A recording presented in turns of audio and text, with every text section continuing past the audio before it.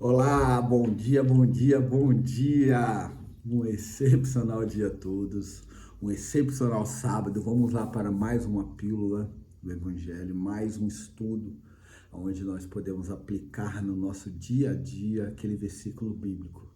Hoje eu quero trazer para vocês o capítulo 2 de Filipenses, versículo 4 e 5, que diz: cada um cuide não somente dos seus interesses, mas também dos interesses dos outros.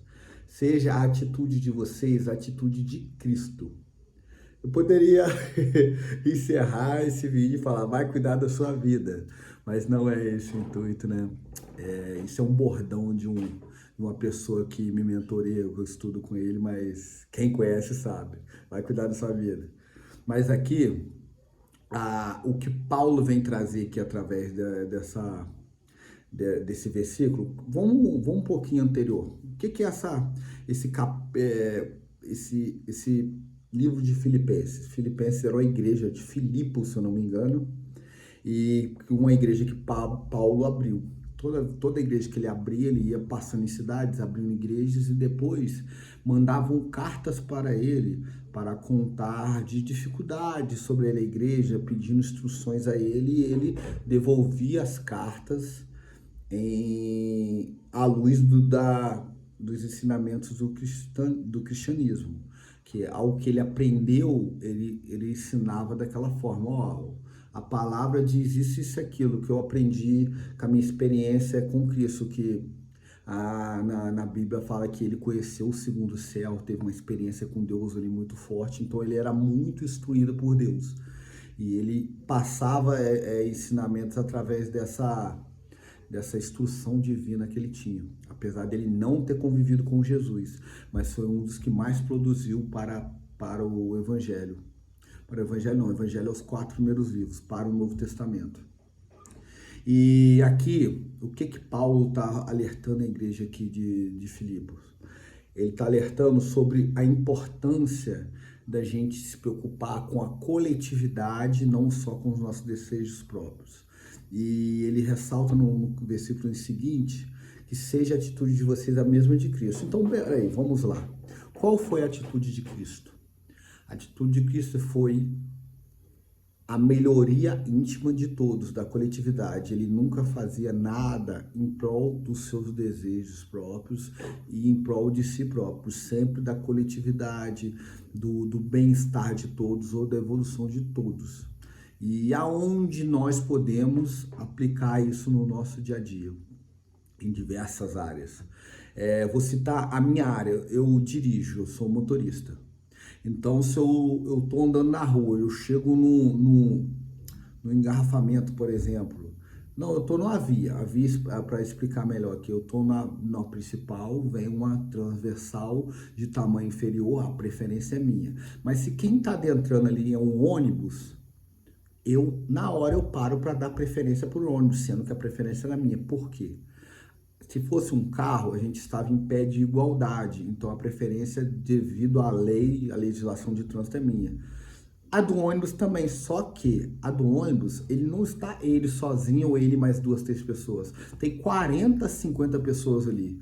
Normalmente são pessoas que estão indo ou voltando do trabalho. Então, eu prosseguindo, eu vou estar adiantando a vida de 1 ou 2 ou 3 pessoas no máximo. Se eu der preferência para aquele ônibus vai passar 40, 50 pessoas. Quantas pessoas vão ser impactadas pelaquela preferência daquele ônibus? Isso para mim é um drive que já está instalado já há algum tempo, mas tem outras áreas da vida que eu ainda não enxergo dessa forma, que eu estou me trabalhando para melhorar. Eu já percebi situações assim cotidianas, por exemplo, uma fila no mercado. Por exemplo, se eu estou com um carrinho lotado, tem uma pessoa atrás de mim com um item, 2 ou 3, se eu ver e perceber, eu dou preferência para aquela pessoa, porque vai agilizar a fila num todo, porque a minha compra vai demorar. Eu tô supondo aqui, eu tô com um carrinho cheio.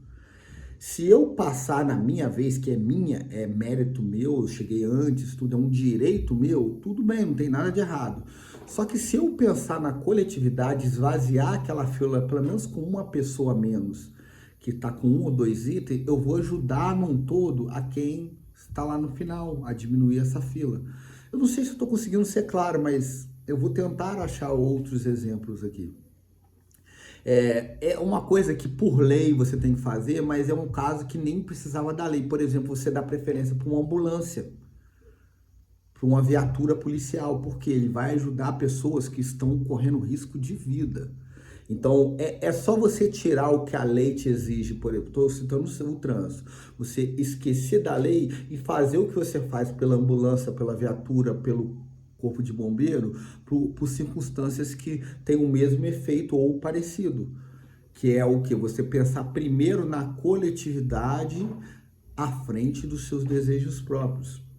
E isso, para mim, em coisas assim muito grandes, é fácil de identificar. Mas e nas coisas pequenas? Vamos citar exemplos assim mais sutis, de pessoas que estão em dificuldade. Eu lido com o público, eu sou motorista. Às vezes entra uma pessoa que está... Eu estou aqui sã, tranquilo, das minhas emoções, consciente. Aqui, normalmente eu estou sempre com o meu fone estudando. Entra uma pessoa que está, de alguma maneira, mal-humorado ou acordou com algum problema, etc. Ali, se a pessoa fez alguma grosseria comigo ou alguma atitude ríspida, vamos esquecer a grosseria, uma atitude ríspida. Normalmente, o que gera no outro ser humano geraria em mim, se eu fosse qualquer outro ser humano? Eu geraria uma certa repulsa ali, uma resposta também áspera ou ríspida ali para ela. Mas vamos olhar por outro ângulo. Às vezes aquela pessoa está com um dia difícil e ela realmente está um pouco fora de si, não justifica, mas às vezes a sua compreensão vai melhorar o dia daquela pessoa se você for um pouco mais empático e levar a conversa para o outro lado, tentar ser ali um pouco mais cordial com aquela pessoa que você percebe que não está bem, do que vamos pensar numa situação contrária. Se ela veio com uma certa rispidez e você devolver, se aquela pessoa não está com equilíbrio emocional, que provavelmente não está, aquilo vai aumentar na vida dela, ela vai ficar mais mal-humorada e o problema dela não é com você, é dela com ela mesma. Ela que só não sabe gerir, está tentando despejar nas outras pessoas. Às vezes está com dificuldade, não dormiu à noite, que o filho pequeno chorou a noite toda, ou sei lá, vamos supor aqui, o marido traiu ela, a mulher tá mal-humorada, é normal, não, ela é um ser humano, ela entra mal-humorada no carro, ela dá uma resposta meio ríspida, eu vou devolver. Por isso que existe a maturidade emocional, a gestão das emoções, para que você não traga para o pessoal aquele problema que é da pessoa com ela mesma, que você faça parte da solução, não do aumento do problema. Porque se ela vem e com essa rispidez e você devolve com compaixão, com mais leveza ali, às vezes você até consegue desfazer aquele estado que aquela pessoa se encontra e ela sai dali melhor. Então, ao invés de potencializar aquele mau humor dela que ela já trouxe, ela sair pior, você pode amenizar, abrandar. Tem um versículo que fala em Provérbios que a resposta branda diminui o furor, se eu não estou enganado. É o quê? Aquela pessoa que vem de confronto, é claro que existem situações, que eu estou citando no âmbito do descontrole emocional, a pessoa está mal com alguma coisa. Se ela vem com aquele furor para cima de você e você tiver o controle emocional e perceber, esse problema não é pessoal comigo, é dela com ela mesma. Mesmo ela sendo grossa ou ríspida, eu não vou levar para o pessoal, vou continuar servindo ela na minha função ali da melhor maneira e, se possível, trazer um pouco de paz para a vida daquela pessoa com alguma palavra, alguma coisa, se for possível, e ela sair melhor dali, seria maravilhoso. Isso vai ser melhor para quem? Para mim ou para a coletividade? Se ela sair melhor do meu carro, ela vai chegar no trabalho dela, vai lidar com outras pessoas melhores. Isso vai afetar mais pessoas. Se eu devolvo com a mesma moeda, eu vou me contaminar, ou às vezes eu vou ter razão, vou me suprir dos meus desejos. Eu dei o troco, ela que começou, olha que atitude infantil, ela que começou, mas isso foi bem, só para quê? Só pro meu ego. E aquela pessoa sai de lá pior, descontando cada vez mais o seu mau humor em outras pessoas. Eu acho que esse ficou um exemplo muito pessoal, mas deu para entender aonde que eu quis chegar com esse versículo. Cuide primeiro dos interesses da coletividade antes de cuidar do nosso interesse primeiro. Porque isso que o ego faz, o ego, o falso eu, o diabo, que os três, para mim, têm o mesmo significado. O diabo, ele age através do nosso ego, do eu, os meus interesses, eu venho primeiro, sou eu que estou acima de tudo, todo mundo está errado se interferir no meu caminho. Isso é o ego falando, gritando através de você.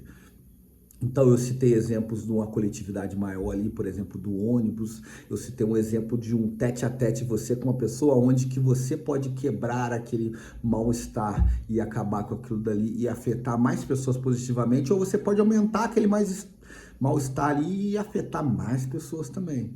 Então, existe o você atingir mais pessoas, ou você atingir mais pessoas positivamente ou negativamente. Aí, para isso que serve a gente refletir sobre uma palavra dessa e a gente ter escolha. Que a pior coisa que tem é o ser humano viver no automático. É toma lá, dá cá, ou a velha aliança, né? Toma lá, dá cá, é olho por olho, dente por dente. Isso já não faz mais sentido para o dia de hoje, depois que Jesus Cristo veio aqui na Terra, morreu por nós, morreu em prol do nosso pecado, a gente continuar com atitudes como se ele não tivesse feito isso. Como o versículo 5 diz, seja a atitude de vocês a mesma de Cristo. Cristo, quando alguém vinha, que não sei o quê, por exemplo, vou citar um outro tema aqui, você acha certo dar os nossos impostos a César?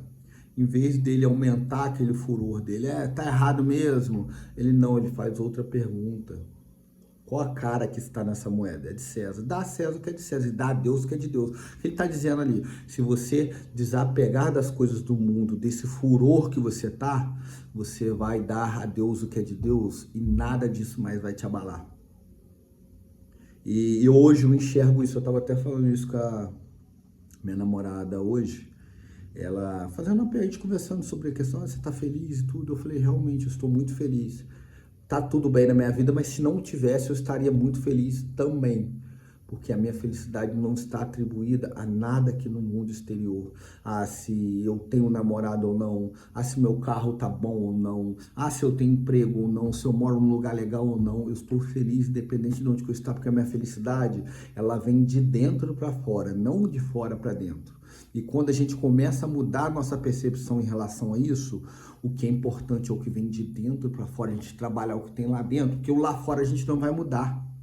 O outro, a maneira com que ele vai te abordar, se é positivamente ou negativamente, com educação, com mal educação, não está no nosso círculo de influência. Está no nosso círculo de influência a gente controlar o nosso interno, a nossa alma, e se conectar o nosso espírito com o eterno, com Deus, para que, independente do que aconteça fora, a gente esteja pleno, são, sereno, para poder tomar a melhor atitude diante da situação. Para quê? Para que a gente contribua positivamente para a coletividade.